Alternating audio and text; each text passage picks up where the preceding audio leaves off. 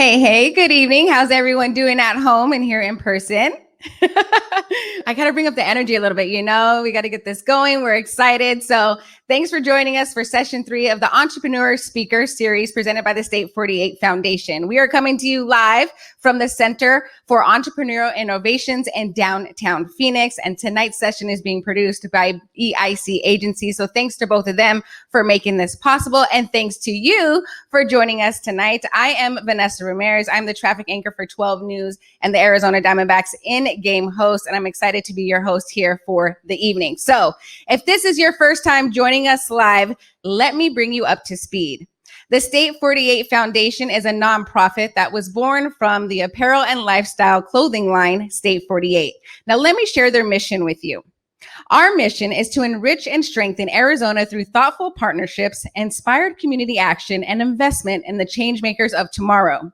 They started this foundation to be able to give back to Arizona's many communities. And as an entrepreneur-born venture, we wanted to begin with the startup community. So that's exactly why they started this series. They've invited some remarkable Arizona people, some CEOs, some founders, some experts to share their tips and their stories with you to help you turn your dream of opening a business into a reality. So we have some amazing people joining us tonight. But another way they are helping you, the foundation is also giving away $10,000 in grant money. So you have a chance of winning $500 to help start up your business. But there are some requirements. You have to watch 5 of the 7 live streams. So if this is your first one, you're going to want to watch the rest of the series throughout the upcoming weeks to make sure that you are eligible. There are some other requirements as well, but I'm going to share the information with you coming up after the Q&A. And we also have some giveaways tonight as well. So make sure you stick around for that.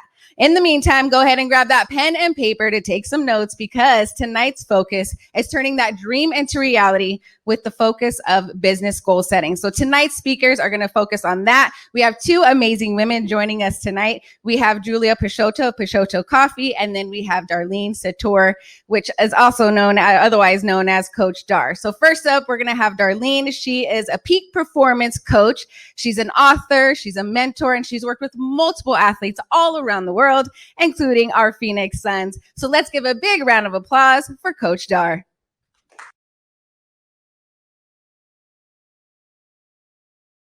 Her speaking into the camera.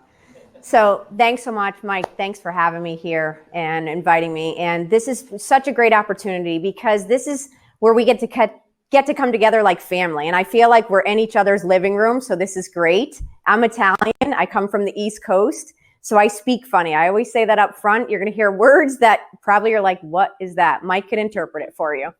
So I am Coach Dar, and I've coached thousands of athletes around the country and around the world. And I also help business executives. And I think part of this story you need to know as we go in before I share some strategies with you is that I've run businesses as well. So I understand what it is to be an entrepreneur and how hard it is to get going. But I'm going to give you tips because tonight, I'm not necessarily going to teach you on how to set your goals. I'm going to teach you on how to create the mindset to set the goals because that's what's going to keep you going. So let me tell you a little bit about my background. I started out, I'm an occupational therapist, and I started out taking care of traumatic brain injured patients. And you're thinking, what does this have to do with business? I'll get there. I started out taking care of patients, the worst of the worst cases, where it was really people like you and I, and you get into a car accident, and I would have to help them create this new normal again, be their therapist, their coach, their mentor, and help them stay in the fight. That's very much what it's like being an entrepreneur. You have to figure out how to stay in the fight. That then led me to go into business and studying business. At the age of 25, though, what propelled that is I had a stroke at 25. Yes, at 25, I had a stroke. I went to go see a chiropractor, and when they manipulated my neck, they ripped the artery. So I was bleeding in my brain, and it left a blood clot in my brain. They had misdiagnosed it. So by the time they found it, they said, Dar, good news, bad news. They're like, I said, well, give me the good news. They're like, well, there's scar tissue around what the bad news is, which is a blood clot in your brain. And I said, okay. And they said, but with the scar tissue, we think it's going to be okay, but we can't do surgery. Here's the reality of this, though. If this blood clot dislodges, you can die any day. So it was at that moment that I heard that. Now, think about the irony. I'm taking care of patients that are dealing with this, and I'm going through it. And I was like, well, it's now removed all fear. Because when you get told that you can die any day, you're kind of like, well, let's go. And I didn't need more help living life. I was like already on a level 10. So it was at that point that I decided I wanted to go and help fix healthcare. I wanted to help run healthcare. So I was able to go and apply for a job that I was not qualified for. The COO was a woman, and she allowed me to come and interview for this, even though I did not have the qualifications. But what she did for me is she inspired me. She gave me the ability to believe that I could go and do this. So I went back to school for business while I was working to learn how to run healthcare. And that became a catalyst for me, because at age 28, I was president of a large healthcare company. And so I was running a large healthcare company. We got it to about 750 million. It's like drinking out of a fire hydrant. We had thousands of employees around the East Coast, and I learned a lot. And in that meantime, I not only was able to run a healthcare company, but we created and started a record label in Nashville. We ran a recording studio, and we ran a staffing company. So I was running 4 companies generally around the same time, and I had already had a stroke. So I was learning real quick about how to run business. But really, what I want to say to this is I took the therapy background that I have, because I'm always a therapist. And I learned that part of this is helping shift people's mindset, because the key to running business is actually here. The product is really fun, but you have to work with people and personalities. You have to work with yourself and get yourself out of your own way, because there's limiting beliefs. And you have to also keep motivating yourself and connect to your why and why you're doing this. So I quickly mixed science, psychology, and leadership, and that became how we started to grow the companies we did. And in 2008, I had left everything that we had built because I was so passionate about helping people. And if people don't know, in 2008, there was this thing called a recession. It was when people were losing their jobs, they were losing their homes, suicide was on the increase. But I was so passionate because I said, oh my gosh, people think that just losing your job is really loss of life, that they wanted to give up on everything. And I said, I help people overcome the most extreme odds. Like, I've got to go out. It was literally like a calling. I'm like, I got to go out. I'm going to go start a practice. My father, who's very Italian, I'm not going to swear, but he's like, I would shovel sugar for what you were making, and you're just going to leave this to go start your own business, your own practice? I was like, yeah. He's like, how are you going to do that? I'm like, I don't know. I just know that I'm just going to start by getting out there, and I'm starting to speak for free on mindset. And I got out and I started teaching all the principles that I knew for free. And I would work as a therapist during the day. I'd go and speak on the weekends or night time. And then I would start picking up coaching clients, and I would help them, because back then, mental skills training and executive coaching isn't what it is now. So people would come to me on the DL and they'd be like, Dar, can you help me with this? Or, hey, I'm dealing with this in my business, but I don't know who to talk to. So that's how the practice really started to grow. The reason I tell you this is because from that point on, I ended up helping up a few more companies, one especially here in Arizona that they flew me out here to help run, which was Origami Owl. We grew that company in just a few short years to 250 million. And we had 70,000 people selling all over the United States. That was drinking out of a fire hydrant. And I was their chief performance officer. So when I say I understand business, I understand business. And I understand the struggle. And I understand how hard it is. I've been a therapist for 25 years, but I've been in my own practice, private practice, for 13 years. And I could tell you that there are still tough days. You still have to be the person who oversees everything. And if you're not out there, it's not happening necessarily. No one loves your business more than you. But what I can tell you is it's been the most fulfilling thing I've ever done, because having that entrepreneurial spirit, you have an idea and a thought and a passion that you feel so convicted about that you just want to take your gifts and your passion and you want to share it with people. And that's really what drives you. It's your why. It's, I know that early on, you obviously learned Mike's why for starting this, the foundation's why for starting this. It starts with the why. So I wrote 7 steps that I want to share quickly, and I got to watch my time. But I want to share 7 steps with you quickly that you can go through to keep this resilient mindset. And these are the very things that I use today to keep running my own practice and helping other companies. Because now I coach Fortune 100 executives running their multi-billion-dollar business and teaching them these principles and helping them along the way. And you might say, well, what do that need help for? Well, guess what? For every level you go in business requires a new elevated mindset. And I want you to understand this. Business doesn't necessarily get easier. You just get smarter on how to handle adversity. Business doesn't get easier. You just get smarter on how to handle adversity. Problems are always coming. I always say you're either going into the mess, you're in the mess, or just came out of the mess. You just learn how to handle it better. You learn how to handle problems better, and you learn how to handle people better. And the more you're open with a growth mindset, the more you're going to be open to handling adversity, which will also keep you free and thinking about the new innovative way to pivot. And I'll get to that point in there. So let's get to the first point. It's why power over willpower. In order to start your business strategy and goals, you need to have why power over willpower. That means that your why has to drive you, and you have to know what your why is more than willpower. You can't will yourself through things for years and years and years. You're going to give up. I make the joke about this. If you put chips and guacamole in front of me and you want me to willpower through that and you keep it out all day, I'm going to walk by and eventually give in. That's like my weakness. But my why power is I've now had 3 strokes. If I don't take care of my health and I don't watch what I'm doing, I'm not going to be able to do what I'm called to do. So I have a motive. I have a why. My why is my mission. Your why is what you want to be known for. Your why is why you're doing this. Your why, by the way, is not tied to a role. It's not because you want to be the best CEO. It's not because you want to be a founder. So my why is to awaken greatness in others. So every day when I get up, I'm like, how am I going to do this? When COVID hit, by the way, all of my speaking engagements went down. $150,000, done, gone. And I was like, well, if I can't go out and speak right now, I'm going to get in front of the camera. And what did I do? I went back to my roots of 2008. Every single Monday for the 3 months straight, I got on live on camera and I just started sharing tips to the world. Here you go, free information. What did that do? When it started to pick up, the phone rang again, right? Because I said, well, it doesn't matter whether I'm getting paid or not. I just want to get up with purpose and I want to awaken people's greatness. That's what I'm here for. When I'm coaching, when I'm speaking, when I'm helping players, it doesn't matter whether they're paying or they're not paying, whether I'm doing a pay it forward or not. I could help someone in the Starbucks line just awaken greatness. If someone starts talking, I'm probably helping them level up or raise the bar or shifting their mindset. My boyfriend's here tonight. He's probably could attest to that because I'm always talking about how everyone could level up. So in saying this, you have to have your why power over your willpower because your will is going to give up, but your why is going to keep you strong. And when I had my last stroke about 3 years ago, I just finished coming off the Phoenix Suns schedule. We had traveled all season together.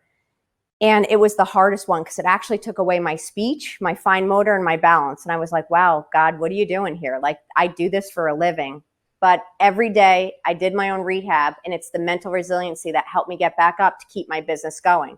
And then, by the way, I was saying during COVID, I ended up getting COVID, and I was working with Apple during that time, and you don't get many options to work with Apple corporate. And I had to get up and teach them. And I literally had 103 fever, pouring sweat. And they're like, you're okay? I'm like, no, I mean, I have COVID, but I'm good. I'm like, Jordan played the best with the flu. I'm like, I'm going to knock this out of the park and then I'll take a nap. And it really was one of the best workshops that I had done. But my point is, when you're an entrepreneur and you're setting goals and you have to do things, you have to find this why within and why you're getting up, because your will want to give up. So it will help you push through adversity. The second point that I have here is you have to visualize who you want to become. This is so important in setting business strategy. So when you set out and you want to create whatever it is you want to create, you actually have to visualize, who is this person that I want to become when I do this? What kind of leader do I want to become? Because if you can't see yourself becoming this, no different than what I'm telling an athlete, if you can't see yourself winning the NBA finals or win the Stanley Cup, you're already cutting yourself short. So can you see yourself leading this? Can you see yourself becoming the person that you want? I'm not saying you have to know how to do it right away. I'm just saying you have to believe and visualize who you want to become. So when I left the healthcare company, I started my own practice. I was obviously starting to teach in leadership. So I had a mentor, and she and her husband, she made it through the Holocaust. So they were very tough on you. And she had seen a lot. And one day, Mary and Vinny, total Italians, they came up to me and they said, you know, you're stepping into this leadership role even more and coaching people, but you're actually not the best kind of leader yet. I was like, oh, okay. I'm like, listen, I came from an Italian family. We could handle, corrective criticism. He said, here's the thing. I want you to start and think about when you say anything that you follow through on it. So if you say you're going to call someone back, you call them back. If you say, I'm going to be there for you on this day, you be there for them. If you say something, you honor what you say, because when you start to build as a leader and you're an entrepreneur and you're building business strategy, If what you say does not meet what you do, you have lost trust, which how could you build a business strategy if you can't even build relationships and trust? So you actually have to visualize seeing yourself this kind of leader that you want to become, and then you have to step into that. I need you to see yourself becoming that. It doesn't matter if you don't have all the answers, you put a great team around you. And when you put a great team around you, you will succeed. But visualize who that person is you want to become. You know, Mike and I were involved with Lululemon, and they always talk about visualizing yourself, and we go through a lot of these things. And when we work out, one of the things that was shared with us is, you know, if you visualize yourself as an athlete, now, am I a professional athlete? No.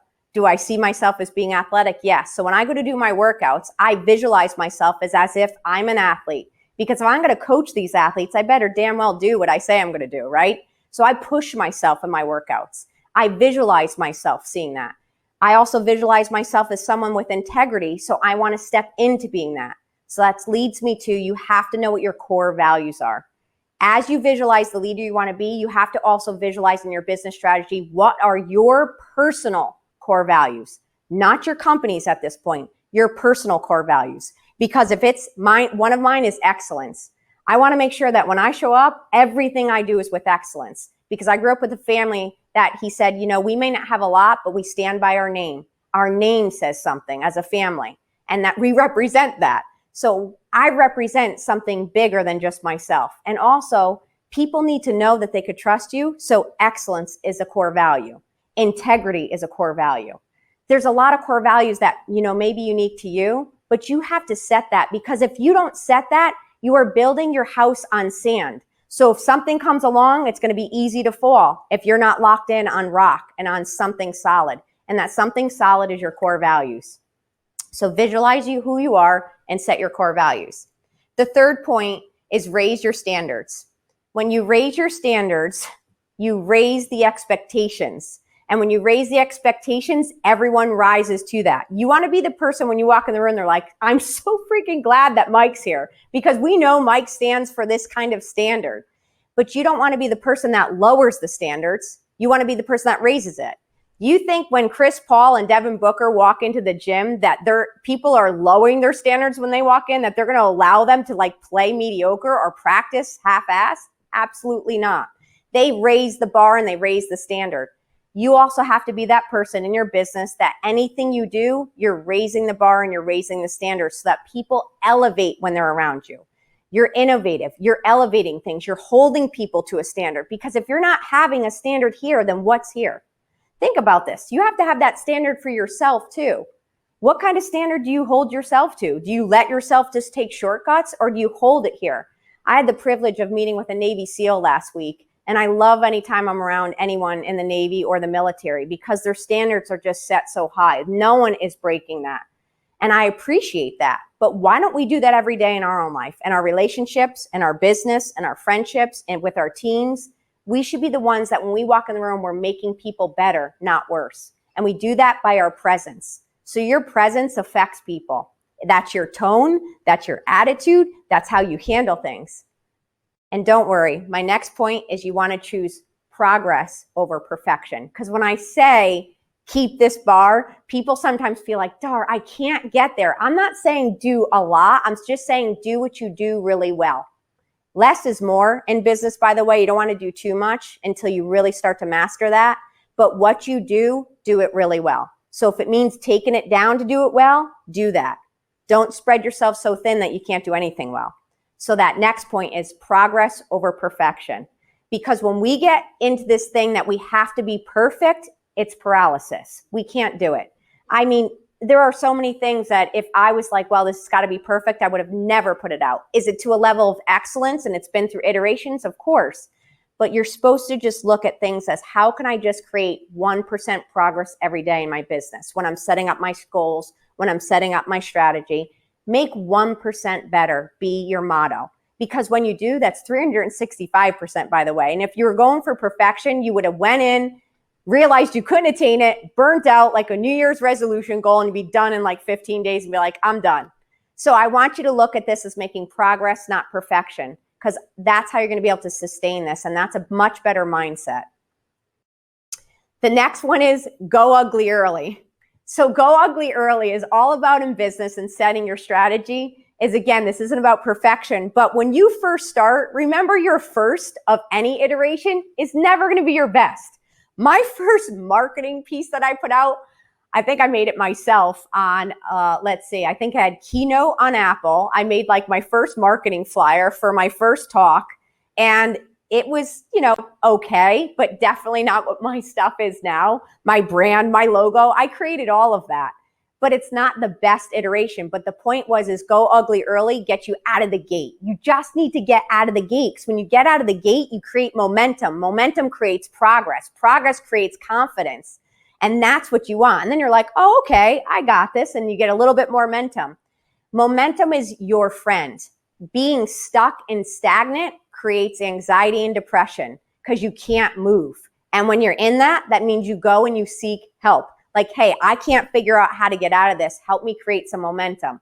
As soon as you get momentum, then you start to create some motion. Then you have confidence. You see it all the time in games. As soon as you see a team starting to pick up momentum, the confidence increases, and then they start winning. And the team that starts losing momentum, they start to lose. It takes the wind right out of their sails. So what do you need to do to create business strategy is you have to be able to create momentum. So every day, think about when you're kind of like in a little bit of this gray space, go, what can I do? What's one thing I could do today that creates a little bit of momentum? That will help you succeed day in and day out. Again, not perfection, but progress. The next one is, ask for help. Ask for help. Oh, perfect timing. 5 more minutes. Ask for help.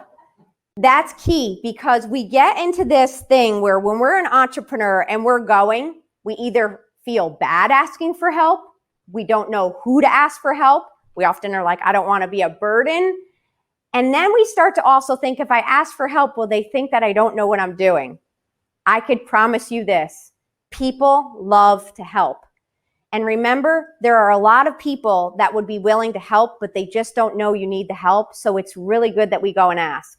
And I have a friend that's 97. Her name is Helen. And she showed me this one time. She said, for every strength, you have a weakness. And she said, so often we want to come together with people and bring our strengths.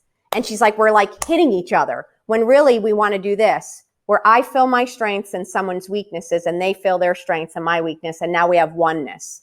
This is so much stronger than this. So in your business strategy, I want you to start to think about who you could create as your personal board of directors. Doesn't even have to be at first a real board of directors, but a personal board of directors that you could put around you that are going to help you. Maybe someone is really good at marketing. Maybe someone's really good at strategy. Maybe someone's really good at supplies and supply chain. Think about who are the people that are your complete opposite, that would fill in your weaknesses that you need help, and make your personal board of directors and go to them before you make any big decision. Talk it through, ask them, because when you do, they are going to be able to help you and you are going to be so much stronger. And by the way, confident. And when you increase your confidence, you increase your momentum and things start going. So that's the 6th point, which is ask for help. The last point is to believe in yourself. And I know this seems cliche, but I really want you to understand this. You were driven by something to start something. Something drove you. Everything that's ever been created in this world was because someone was brave enough to step up to their calling, to say yes, to say, I'm going to take what I'm feeling, what I feel called to create, whatever product or service, I'm going to step up in courage and say yes to this. And because they did, we now have State 48. We now have the State 48 Foundation. We now have CEI and this lab. We have the buildings that are around us, the new businesses. I support local business and entrepreneurialism so much because I say, when you go to a town and you're traveling, you don't want to go see like chains and chains and chains of things. It's nice, but you want to see a variety. You want to see the local, eatery. You want to visit the local shop, the local coffee shop. There's the weird word I say, coffee.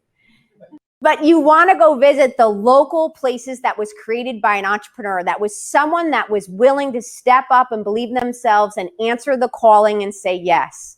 So I end with that last strategy because it is so important.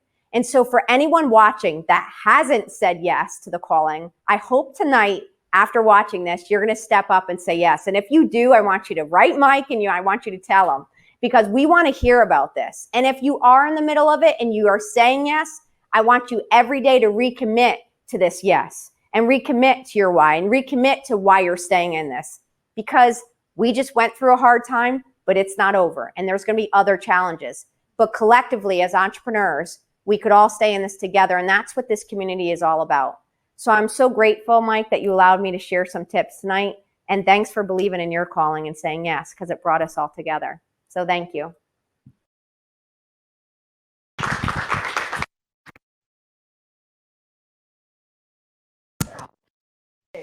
Got it. All right. Thank you, Coach Dar. What a remarkable comeback story that you shared with us tonight. We're thank you that you're still here with us. Girl, you are strong and a fighter. That is pretty amazing. And thanks for sharing those 7 tips. I mean, I'm not even starting a business or an entrepreneur, but those are great life lessons as well. And I actually need you to be my coach when my alarm clock goes off at 2:45 a.m. so you can inspire me. And you're like, girl, commit to this every day. Commit to waking up early and getting the job done. So thank you for sharing your story. We have another amazing woman joining us. We have Julia Peixoto of Peixoto Coffee. She's going to share her story with us. Make sure you stick around, like I said, towards the end, because we do have some information on how you can be eligible to win some grant money. You do not want to miss out on that. So let's give a big round of applause for Julia.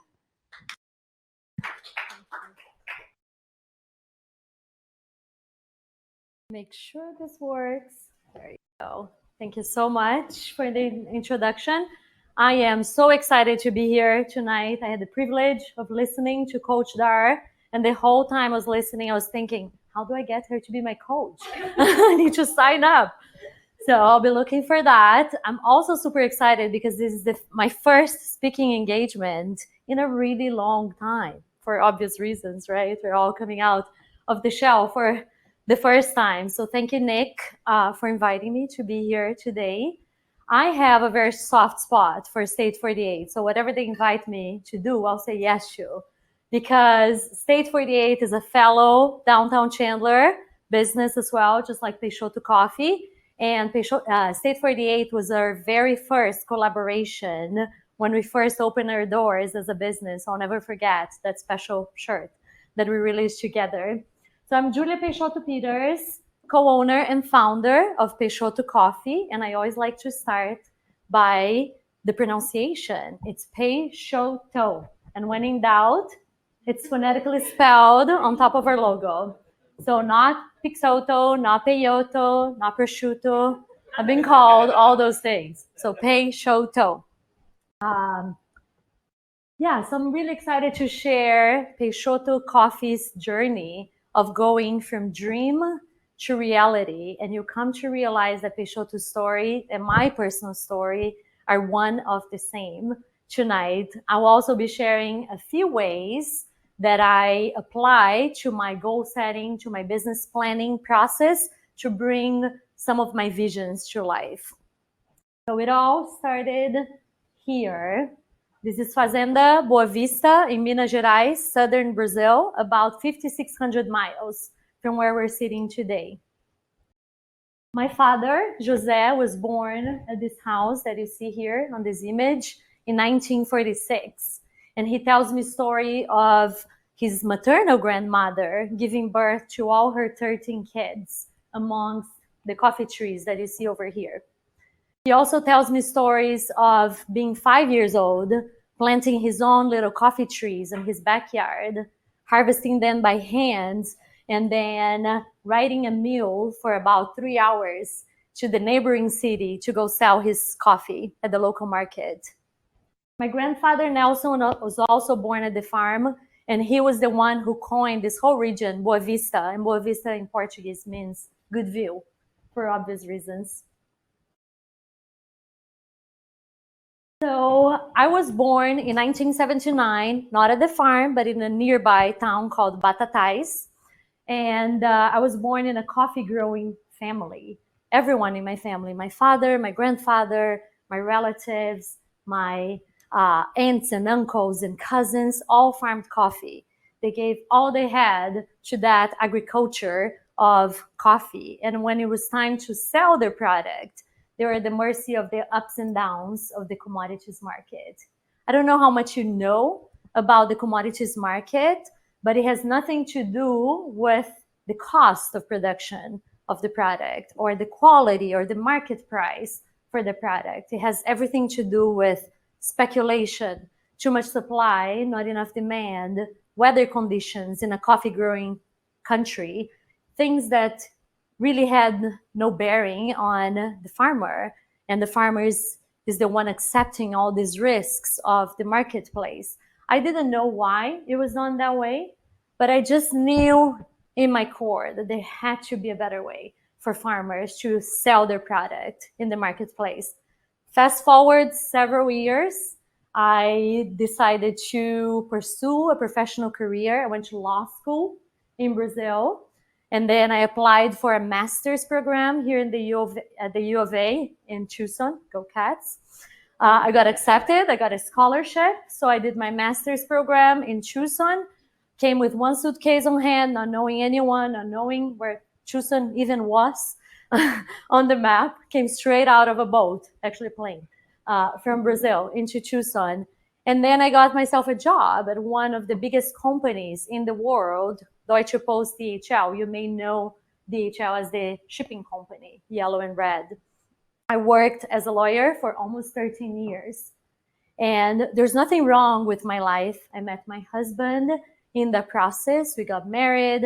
We had our two beautiful kids, 9 and 10 today. There's nothing wrong with our lives. We had a pretty comfortable living. We had 401k. We had health insurance. We could provide for our kids. We had paid travel all over the world for our jobs. But deep inside me, I knew that I needed something else. There's something else inside of me that needed to come out. I didn't know what it was, but I knew that financial success and professional success alone was not doing it for me. I was looking for something else. So when my grandfather, Nelson, passed away in 2012, I came to realize that my father, almost 70 at that time, was the last one of his family still farming coffee.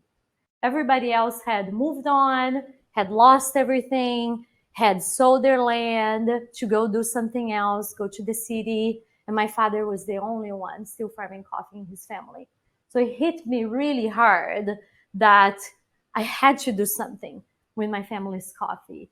If I didn't do something, I could see my family's legacy in coffee farming disappear. So I took that upon myself. I'm the youngest of 3 girls.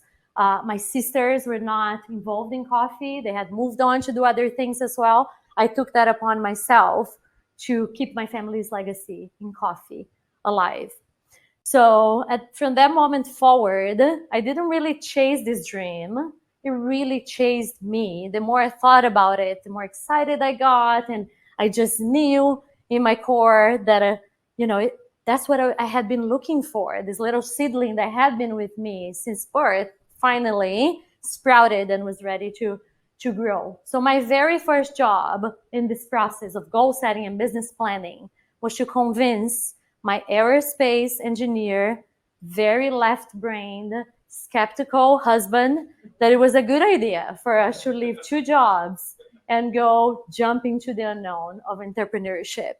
So you can imagine how that conversation went. Nick knows my husband. He's smiling right now. So it took me a long time to convince him that it was a good idea. There are a lot of sleepless nights where we're putting pencil to paper and crunching numbers and trying to figure out to make this work. We didn't even have any experience on the coffee consumer side of things. We had to go bridge that gap. So after months and months and perhaps even years of planning, there was one day when we were sitting in the middle of the night together, and I remember looking at each other, and that aha moment happened. And we looked at each other and we said, I think we can make this work. So from there on, it was a road to creation of Peixoto Coffee. Push came to shove, we went down to the farm, we sought every information there was available about how to run a coffee business. We knew nothing about the serving coffee shop side of things. We studied coffee. My husband started to learn how to roast coffee in our garage. We still had our 2 corporate jobs, our 2 toddlers, and we were, using all the time that we had to create this vision, to feel this vision, to materialize this vision that I had in mind. So in December of 2014, our first shipment of coffee from our family farm left Brazil. I remember vividly, it got here January 29th of 2015. We opened our doors to the public 2 days later, January 31st of 2015, for a shop in downtown Chandler. That's where we are today. So when we created our business, we didn't just want it to be a coffee shop, a cute place where people go and have a cup of coffee. We wanted to drive change in the marketplace. We wanted to do better for farmers. So as part of my vision was this component of changing the equity of the game from the hands of the middleman to the coffee farmer, who's the person who bears all the risks of production. So traditionally, the coffee supply chain is very long and very protracted. And you have the farmer, and then we have a miller, and then you have a broker, and then you have an exporter, and then you have an importer, then you have a broker on the side, and then you have a coffee roaster that buys the green coffee, and then finally you have the coffee shop, right, that is serving you the coffee. From the beginning, we wanted to compress the supply chain and eliminate all these middlemen that are traditionally part of the coffee supply chain. But then we went a few steps further. We didn't want to stop there, just eliminating the middleman. We're touching, not necessarily adding value to the coffee, but are making a cut on that transaction. We flipped the supply chain, and that's what we call our vertically integrated supply chain, where we are the farmers, we are the importers, we are the roasters, we are the coffee shop and the distributor of our own coffee, eliminating the middleman in the process. So this became our why, our really strong why that has been guiding us from the very beginning. So I call it our North Star because it really hasn't changed, right? Every time I go back to those early days of business planning and goal setting, our North Star was already there. And so this has been guiding us, and it has been translated into our why. And this is our why for Peixoto Coffee. Change the lives of coffee farmers. Change the minds and the taste buds, the palates of coffee drinkers when they're tasting our coffee. Create impactful connections using our coffee as a vehicle for change. So that's our why. I've had this guide my every decision, from hiring to new products, to new menus, to new locations. A few times you're presented with opportunities and you don't know whether that's right for you or not. I come back to these. Does this opportunity serve my why? Does it take me closer to my why? And this why is really idealistic, I recognize, but there's a reason for that. So here's what our why looks like in pictures. So our farm, our land, our nature, where our coffee comes from, that's our why. Here's what our why looks like. Our farmers, our annual harvest, when we go to the farm and we work alongside these farmers to harvest, to process the best coffees that we can bring to our community, that we can influence the way that coffee is going to taste in the cup. That's our why. This is our why. The people working at the farm that year after year show up to harvest coffee and are able to support their families, their livelihood. That's our why. This is what our why looks like when our coffee travels through the oceans, through the Atlantic, the Panama Canal, the Pacific Ocean, and it lands in California after this long voyage from Brazil, and you get to break the seal of that container of coffee and unload onto our warehouse where we're going to QC, where we're going to roast, to bring out all those amazing notes that the coffee carries from our farm to the cup. That's our why. Our coffee shop, where people gather and find their own inspiration, their own purpose over a cup of coffee that conveys my family legacy to our customers, our supportive customers, served by our passionate baristas that live our legacy day in and day out. That's our why. The moment my father sat at our coffee shop in 2015 for the first time and got to sip his own coffee with his family name, sitting in a building with his family name, he said, for a boy that grew up in Brazil at a farm, I never thought I would see this day in my lifetime. So that's our why. For me to be able to carry my family's legacy forward and pass down to future generations, my kids, that's our why. So we have a really strong why. We've worked really hard to infuse this why in everything we do. But I always like to say a why without a how it's not sufficient. Being a visionary is not sufficient. You still need to execute on your why and transform that into goal setting, into planning that will bring you closer to your why.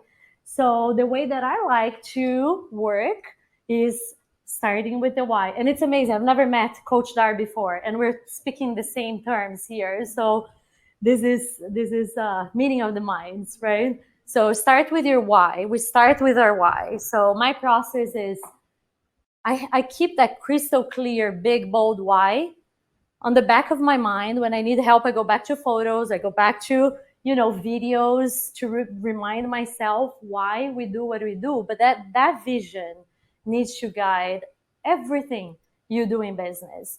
And I said before, sometimes there will be distractions. Things will come in your way, and you have to ask yourself, does this take me closer to my why, or does it take me away from my why? So you have to say yes to everything that takes you closer to your why, and say no to everything that takes you away from your why. And that is step 2. Once you have that clear why and the bold statement of your vision, then you align everything you do with your why. And for me, what it looks like is every new product that we have, I put myself in this thinking process, and then and I ask myself, does this help me get to my why? So whether it's a coffee bag, right, or a new menu, it may work something like this. I'll start thinking a new menu will bring people through the door, will help us sell coffee.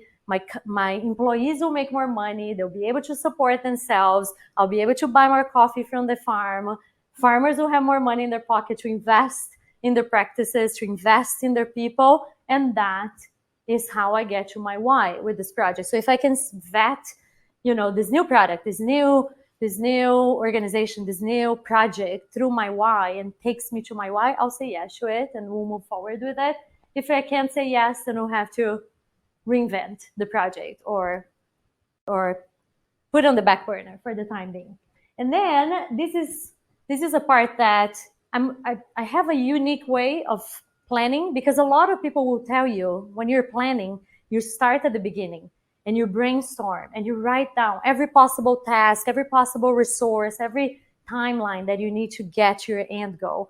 I do it a little bit differently. And the reason for that is, I don't know if you noticed, my title at the front of my presentation, I call myself self-proclaimed Chief Envisioner Officer, because envisioning is where I belong. I am a creative. I am a visionary. I am, a dreamer. I could spend all day long daydreaming. My husband wouldn't be too happy with it because he would have to implement all my dreams. But so I had to teach myself to be in planning mode in a way that still leaves me inspired, that still leaves me connected to my why, that still leaves me, in a state of creation. So instead of starting from the beginning, what I usually do is I'll start it at the end. I'll play this little movie, and that's the visualization process, right? Where I'll play this little movie in my mind of what I want this product to feel like. What do I want this product to taste like? I can see the label. I can see the colors. I can taste the coffee. Sometimes I'll go as far as write the press release. I'll go as far as write the social media post that will be released with a product, because that puts me in a state of creation and of visualization of what I want the end product to be. And then I rewind the movie and I find the path that I need to take to get to that point. So So the beauty of this is that, we talked about distractions, and sometimes you'll find all these forks on the road, or these little side tracks that you don't know if they're going to take you to where you want to go. When you start at the end, it's much easier to see the path that leads you down the road to the beginning, where you need to begin to get to the end of what you're trying to do. So the other thing of the why, like the why being so important. So when you have nothing else, 2020 came, right? COVID came. I'm a coffee shop. At the beginning of the year, we had to close our shop. For about 8 months, we kept our doors closed and we only served outside. We only did curbside. So a critical piece of my business was removed, right? The rug was pulled from underneath our feet, and couldn't serve my customers the experience that we set out to do for here in a cup, in a beautiful space, with that connection that comes with talking to your barista and understanding what you're being served. We couldn't do that. What kept us going was our why. Those visuals, the strong, big, bold why is what kept us there. Even when we had to run outside when it was 115 degrees and take drinks to the car when we were not set out to do drive-through, even when we had to serve everything to go, even when we had to wake up in the morning, had an empty shop to go to, our why kept us there. So very important as you play this little movie and you do apply this process of identifying the why, aligning your projects with the why, then getting to the end result that you want to get to, and then rewinding and tracing your steps back to define the resources, the timelines, the planning that you need to do to get to your why. Don't forget that there are lessons in everything.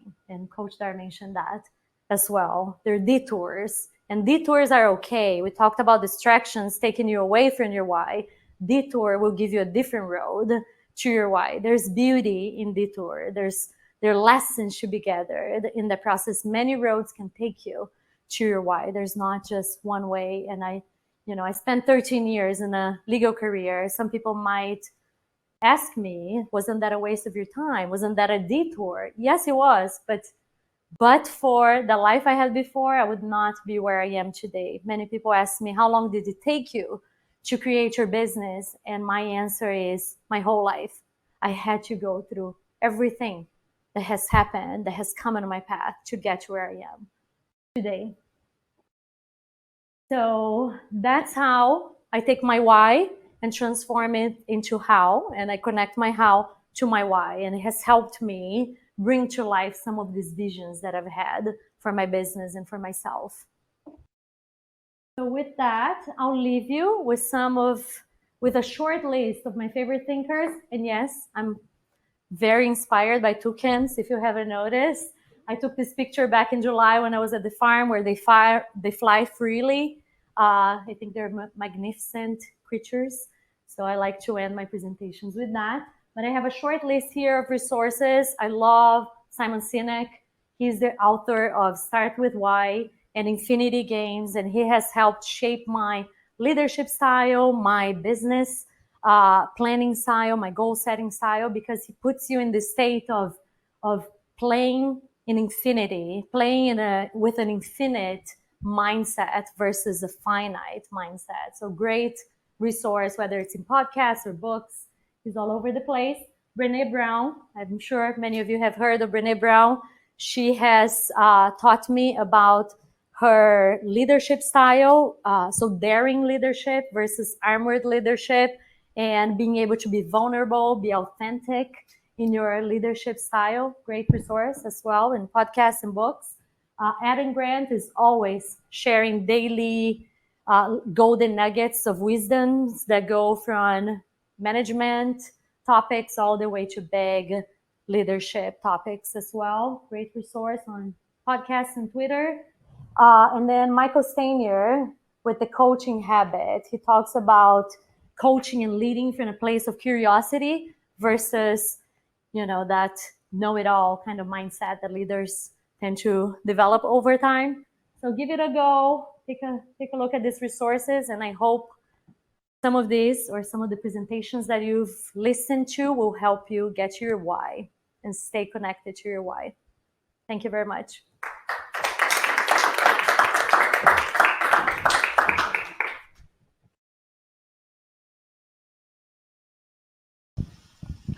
Thank you, Julia. So that's amazing that you're keeping your family legacy alive to this day. And you know, when you shared your story about your dad taking the sip of coffee in your shop for the first time, I know that gave all of us the feels. And I have a feeling you're going to have a lot of new customers from tonight's session. So congratulations on your successful why. All right, you at home or wherever you're watching tonight live, do not exit this session yet. We still have our Q&A session. So we're going to invite these amazing ladies back up on the stage. So get your questions ready. And then they're going to help you out. They're going to help you get your business started, your side hustle started. They're going to give you some tips and some more information. So go ahead and start typing them in. We're going to start here within the room as well to see if you have any questions to get started. And then don't forget, we stick around afterwards because I have that information on how you can be eligible to win some of that $10,000 grant money from the State 48 Foundation. All right, ladies, we have Julia and Coach Dar again. Any questions in the room? First, thank you both. That was amazing. I think my question is, it's kind of hard sometimes to get back to the why when things get hard. How do you kind of keep yourself on that track or remind yourself? Is this on? Yeah. Okay. So we're going to get detoured, like she said. There's going to be detours along the way. But remember what I said, try to do something the next day that connects you back to your why. And by the way, even if it's not in the business, but it just gets you up to get back up and started, it could literally be a workout. You know, it could be taking care of your health. It could be going to visit with someone. It could be having a great conversation with someone that inspires you. It could be hearing a podcast. You literally have to keep your mind in a growth mindset because it's going to be something that someone says or even something you do that makes you feel better that you're like, I got this again. I kind of relate this to when I hiked Camelback here, when I first moved here. I wasn't even 10 minutes in and I was like, there is no way I'm probably getting to the top. Like, who does this? And then I realized all I needed to do was stop and take a breath. I didn't need to quit. I didn't need to go back down to the beginning.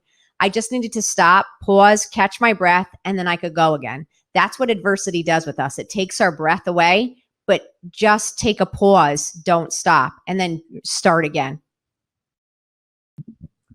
Amazing. Yeah, I just want to add that, you know, for us, the why is always this idealistic place, right? So when I talked about our why, I talked about changing lives of farmers, changing lives of consumers, coffee drinkers. It's this ideal state. I don't know that I'll get there in my lifetime. That's the truth, right? So you set your why so big that you're going to die trying to get to your why. So that is your motivation. That is your daily motivation. It's what wakes you up in the morning, what keeps you going, right? So you need to be really honest with yourself to get deep into that level where you understand like what will keep me going. And you know, the ultimate test for us was COVID. Like I said, when I had to shut down our shop and keep going, we could have given up, right? And said, this is too hard. And it's way harder to do business now than it was prior to COVID. But we decided to keep going because my why is not just to serve coffee, if everything is well with the world, right? Is to serve coffee so that I can go make that change in lives of people. So you keep your why super broad, super big and bold, and you keep making daily steps that will take you in that direction. So for me, like having those visuals, I'm a very visual person because of my creative brain. I like to see visuals. So keep your visuals that will help you get there, whether it's a person, whether it's a location, whether it's, you know, a drawing of where you want to get to, of your why, right? Keep a drawing, a vision board, whatever will keep you motivated to keep going in that direction of your why. Okay, we have a question from Christy. It says, did you know your why was the correct move before you started? I knew that I was being called to step into, I couldn't have articulated it like I can now, like it's to awaken greatness in myself and others globally. That wasn't at the beginning. But what I did know is that I was being called to step out in courage and go serve people with the gift that I had. And that's oftentimes what purpose is. It's using your gifts to meet the world's needs. And the world's needs is whatever you see that to be. And you step up with courage, which is the dare to lead, Renee Brown, and you go for it. And it will start to reveal itself. But it's this internal pull that pulls you. It's not pushing you, it's pulling you to it. And that's how you know you've been called to your why. Yeah, I couldn't agree more. I love what you said of like, it's your calling, it's your pull, but then the world needs that pull, right? It needs that gift that only you can bring to the world. So I think that those two things combined mean purpose, means your why. So it's just really being acutely aware of what pulls you, of what makes you come alive. That's really where the why is. And there's no clear path to get there. In my case, like I thought I was living my why before.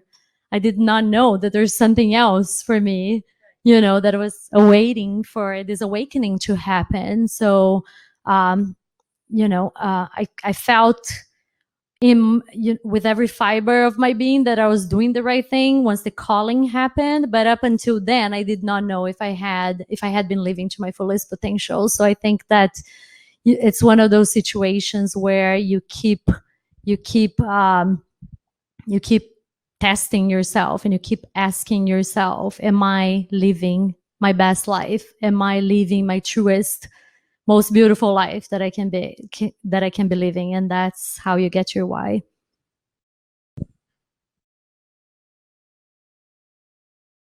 Okay, we have another question from Brianne. Brianne says, I'm working on becoming a leadership coach and started a leadership podcast. Coach Dar, how do you start getting out there with speaking engagements? So when I started, remember, you're already in a better spot because the world is like so much more prepared, and leadership coaching is something people seek now more and more. So I would say start with in leadership. What's an area in leadership that you really feel pretty solid on? And then I would start offering that out to specific companies. So maybe it's strategy that you're really good at. Maybe it's the marketing of business. Maybe it's helping people find solutions. And there's a way that you could create that kind of elevator pitch that then you could share with people and saying, hey, I've just stepped into this role. I've created my podcast and I'm stepping into this role as a leadership coach. And this is the area that I really love specializing in. If you or anyone, needs this, then let me know. And I would start speaking for free like I did, because again, let them show that you are so driven by this more than you are about making the dollar right away. You will get that. The money will come. Show your authenticity and stand in this because you really believe in it. Because there are a lot of coaches out there. Be the one that stands for something authentic because you do what you say. Your backstage meets your front stage. You'll be a better leadership coach.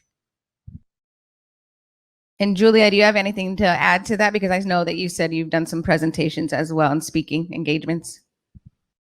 Yeah, I mostly do this for fun, for friends. I don't do this for a living. And I think it's probably obvious, right? This is not this is not my job. I just speak from the heart. So I think that, it's one of the situations when you love what you do, people will notice, right? You just need to go on doing the thing that you do that makes you come alive, and people will come to you and say, hey, what you said really inspired me. So I came to realize in this process of living my why that I was inspiring other people. I didn't know that right off the bat, that I would be able to inspire others by sharing my story. So now I feel a moral obligation of sharing this story, because if I can inspire even one person, right, to go live with their why, then I feel like I have accomplished something. I think it was Maya Angelou who said, there's no greater agony than a story, an untold story And I feel that. I feel that I have to put out this story because it might inspire others to go live their why as well. Well, you ladies are definitely inspiring a lot of people tonight. So thank you for that. We have another question. This is from Tess. It says, I hear all the time from people in my industry that I need to build a team to grow. Is that really necessary in the beginning? I'm celebrating my first year of business, and it has been the most exciting, successful journey of my life, even in the midst of our current challenges. Let me start this one. So I don't think you necessarily need to grow your business. And I'll tell you why.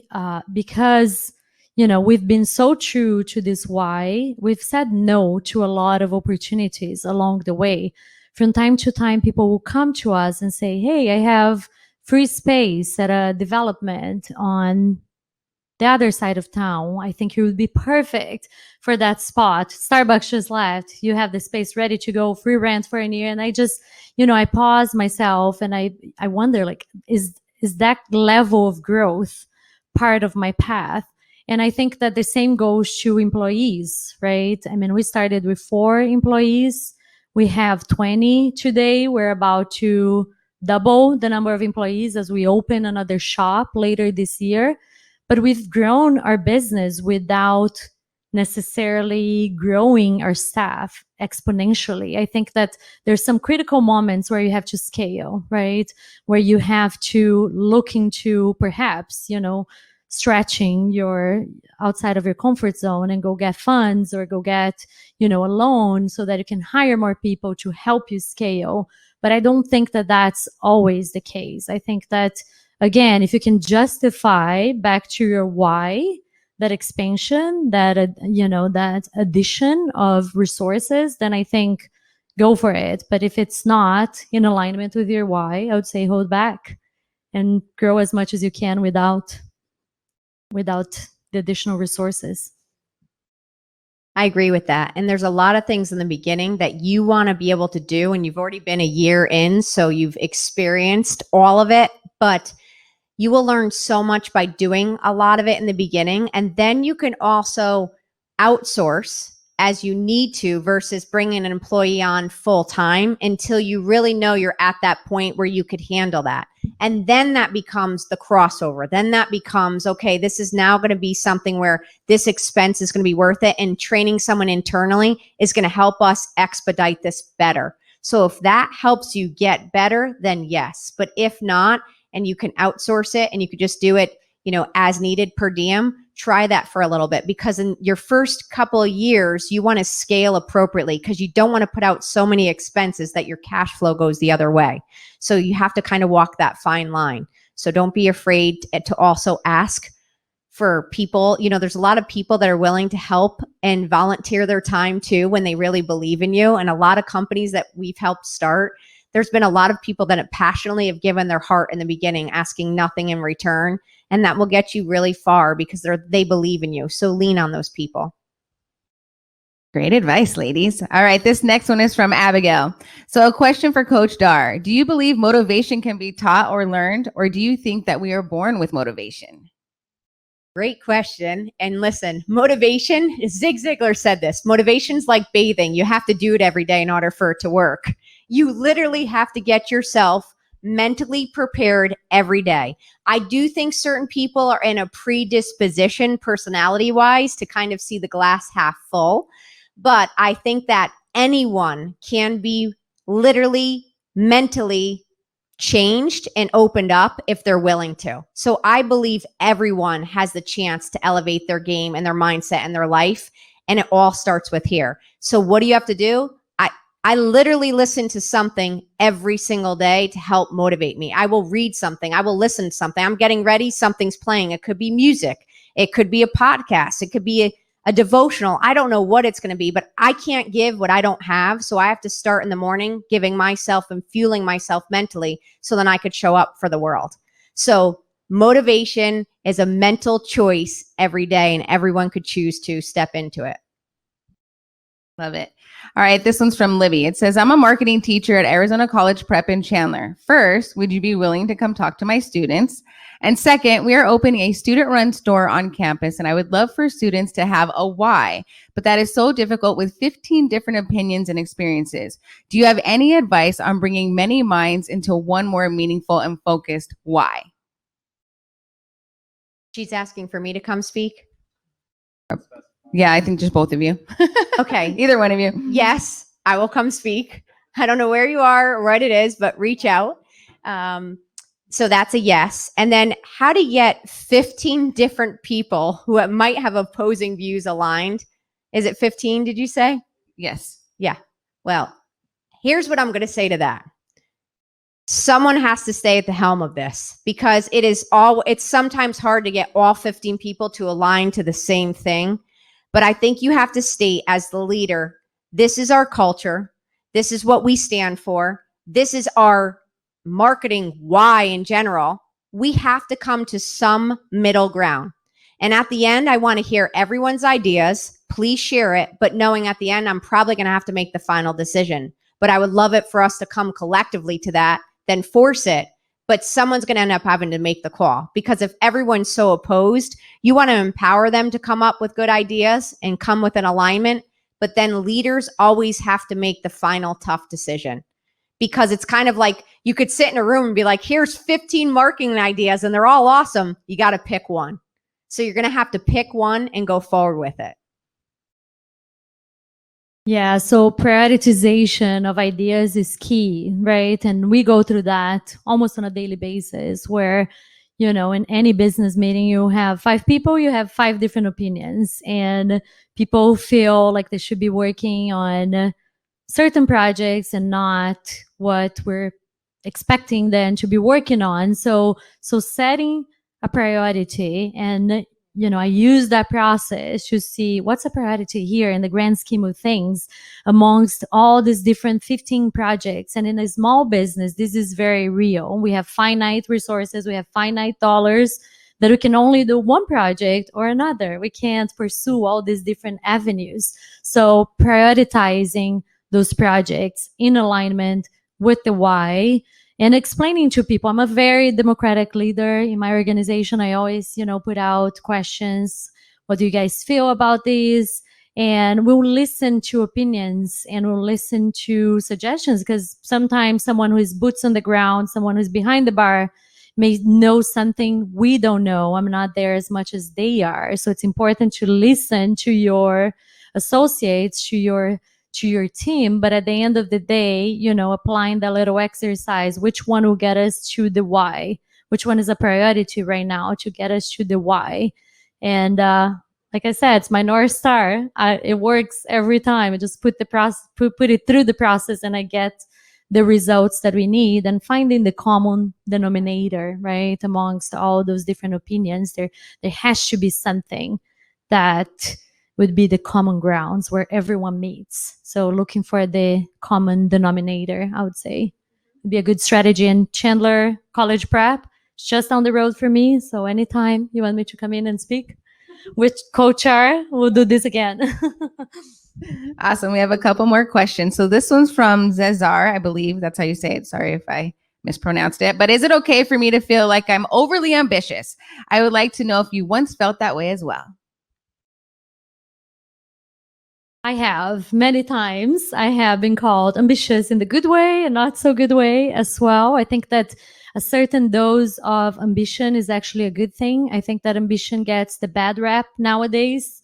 That word alone, people tend to shy away from it because it might have the meaning or the connotation that it's someone who's chasing money, right? Fame and glory. But I think that a healthy dose of ambition, it's a good thing. It's a great motivator to drive you towards your why, towards your personal goals, towards your aspirations. So I wouldn't see that as a bad thing. I think that, when I'm hiring people, I look for different things at different times. And there are times when I'm looking for ambition. I want people with that fire, with the passion, and it's hard to come by nowadays. So I think it's a great asset to have if used with control. I think ambition is creativity. And I think ambition means that you're a self-starter. And ambition, when people are intrinsically motivated and not extrinsically, intrinsic means you're going to be motivated internally. You don't need the external stuff to get up and get going. You're so driven by your why or by excellence. So being ambitious is a great quality. Like she just said, with putting some maybe bumpers on it, because you can't be all things to all people all the time. And that's really hard. I'm very ambitious. I mean, there's like multiple projects going on at all times. And I hear them all, but I don't say yes to them all, but I'm open to it, because being ambitious, I'm like, okay, what's the next thing that I might align to? But it has to align to my why. So being ambitious is great, but make sure that everything that you do say yes to aligns to the why and aligns to your giftedness. Because if it's not, it will be draining, and then it becomes work. None of this is work for me, but you don't want to start walking into something where every day it feels draining to you. All right, one more question from our online viewers. This is from AC. So when operating a family business, how did you get over the hump of letting go to grow with outsiders? How did you deal with going in the red? Investors, family money, 2 jobs.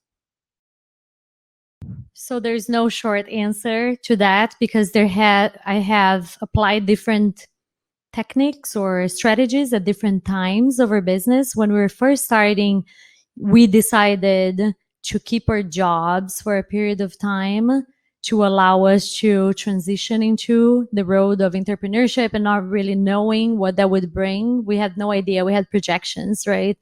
That we pretty much did this to figure out what we thought the business would bring in, but we really had no real life experience. So we had to wait a period of time to see what the market would do until we felt confident to leave our jobs behind and go on our own. So that was one strategy that we used. We haven't really brought investors in. We've have had the opportunity to do so, but we've respectfully declined those offers, because as you guys see, we have a very clear why. And this is my family's name that we have on our business. I don't want a third party who has no connection to my why, to the reason why we started this business, to come in and tell me, well, your margins are not so good. I think you should sell sodas or sandwiches to make better margins, or use lower quality ingredients, or pay less to your employees. So we've been in control of our destiny from the beginning. That was the only way that for my husband and I, we would be willing to do this. We left, like I said, pretty comfortable lives to be doing this. So we wanted to do on our own terms. So we're willing to look into loans to grow, because you know, when you're taking a loan, you're not giving out equity to your company. So we've done that when we need to scale our business. So in 2018, we opened a big production facility. We had to grow to attend to the needs of our wholesale customers. So we invested in a 9,000 square feet facility that would support our growth and our business. So for that, we looked into that instead of equity, because we still wanted to have control of that. So far, we've only grown in that direction. That's not to say that investors, you know, can't be helpful in certain scenarios and for certain businesses. I'm not against it. I haven't found a situation that worked for my business. So it all depends on the time. So Nick knows our little personal story as well. When COVID hit in 2020, again, not wanting to bring in investors into our business, and our business being down significantly on both the wholesale as well as the retail side of the house, Jeff and I went back to doing consulting work on the side so we could remove ourselves financially. So that's the reality of a very small mom and pop business. You do what it takes to keep it alive. I tell everyone, running a business is like parenting. You want to see your kids alive and thriving, so you do whatever it takes to keep them going. So all for you.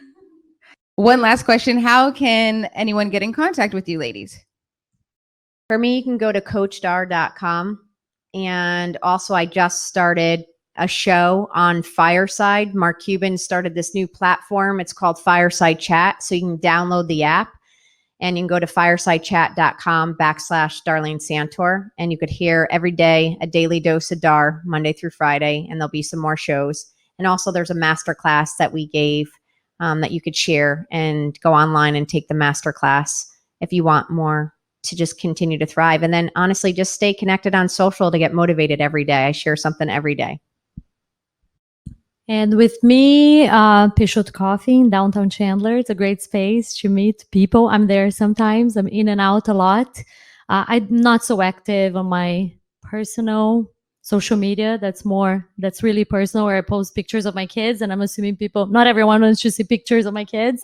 So julia@peixotocoffee.com. Send me an email and we can have a conversation. Well, thank you, Julia and Coach Dar, for joining us from Dream to Reality Business Goal Setting. You ladies did an amazing job tonight, and you guys gave some great information, so we appreciate you. Thank you. Thank you for having us. Yay. I'm going to be listening to you guys. I'm going to check out your social media, stop by your coffee shop, even though it's way on the east side, far from where I go. I know, it's so far. All right, if anybody knows me, I'm from the West Valley, and I don't go out that way too far. All right.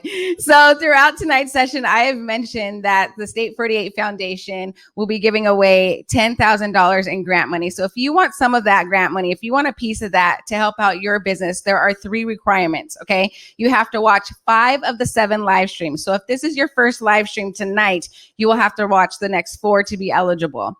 Okay. And then after that, you're going to have to fill out a survey. So immediately after this session is over, you will receive a survey, fill out those questions in order for your chance to be eligible. And also, when you fill out tonight's survey, you have a chance to win a State 48 $48 gift card and a gift bag from Peixoto Coffee as well. So there's a plus there for that one. And then also you have to fill out a form as well. So make sure you do those 3 things for your chance to win $500 for that grant to help out your business. It's very useful. And then let's see, we have our next session that will be coming up next Wednesday, September 22nd at 6 p.m. It is Cover Your Bases, Legal and Financial Planning. So make sure you set your calendars for that one, of course, especially if you're trying to win that grant money. And then we want to thank everyone for making this possible today, CEI, EIC Agency, and of course, the State 48 Foundation. If you have any questions for the foundation, you can email them at foundation@state48.com. And I believe that's it. I hope you guys enjoyed your time here this evening. We learned some great information, and we're going to continue to learn more with the other sessions coming up. So you have a great evening and good luck on winning that grant money.